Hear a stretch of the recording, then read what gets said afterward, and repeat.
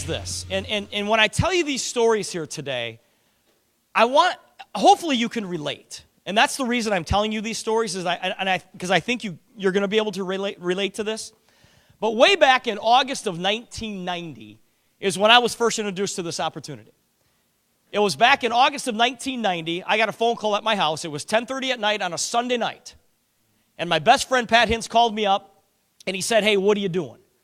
I said, "I'm going to bed. What do you want?" And he said, "Just wait. I want to show you something." And he hung up on me. And I remember like it was yesterday. I turned to my wife, Colleen, and I said, "You know, Kyle, if it's important enough for Pat to call me at 10:30 at night on a Sunday, it's at least important enough for me to listen to what he has to say." And I'm guessing that's why all of you guys are in the room. Because at one point, somebody said to you, "Would you just come and look? I don't care if you do it or not, just come and look."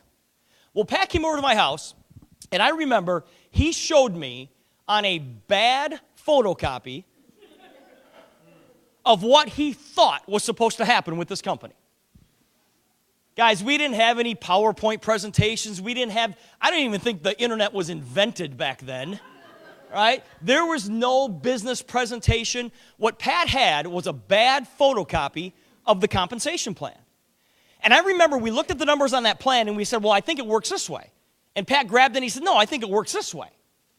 And we talked for about 2.5 hours that night, trying to figure out why it won't work.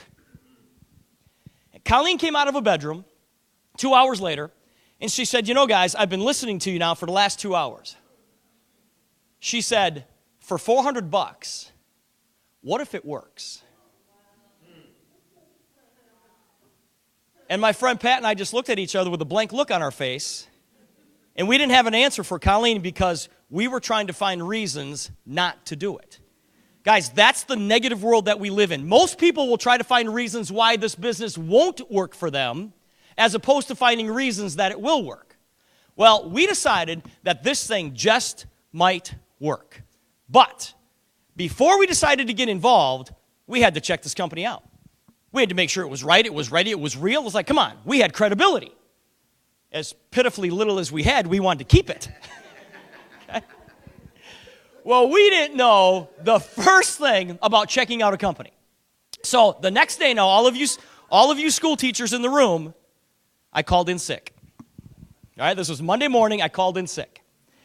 Pat came over to my house at 8 o'clock in the morning, and we were on our way to a Denny's restaurant to talk a little bit more about, at the time, it was called Excel Communications. We were on our way to a Denny's restaurant to talk a little bit more about Excel. Well, on our way to this restaurant, we noticed that right outside the restaurant was a payphone.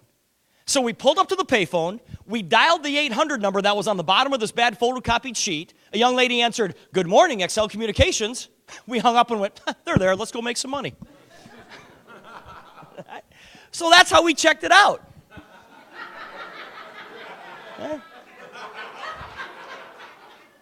That's how we checked out the company, okay? Well, later that day, we called our sponsor, okay? We called our sponsor, the gentleman who introduced it to us, and we said, "Now, Mike, we've got some questions for you. Can you meet us for lunch?"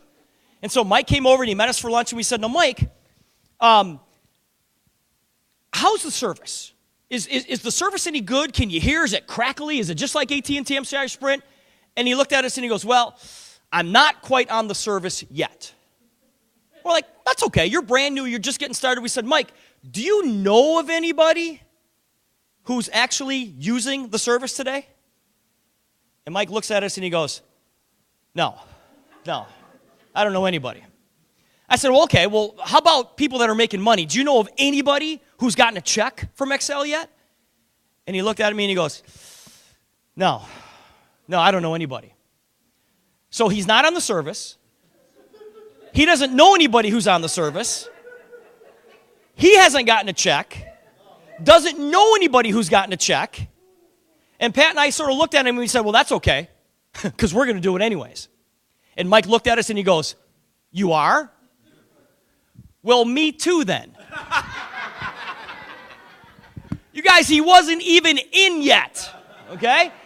And I know this is what happened because he told us later. He called the guy who introduced it to him, a friend of his who lived in Green Bay, and he said, hey, listen, we got a couple of live ones in Milwaukee. We better get in this thing just in case these guys decide to do something with it. Wow. And that was a pretty good decision on Mike's part. Wow. Guys, from that day forward, it has been an unbelievable journey. Hasn't been easy, but it's been worth it. It has been worth it. The journey has been worth it.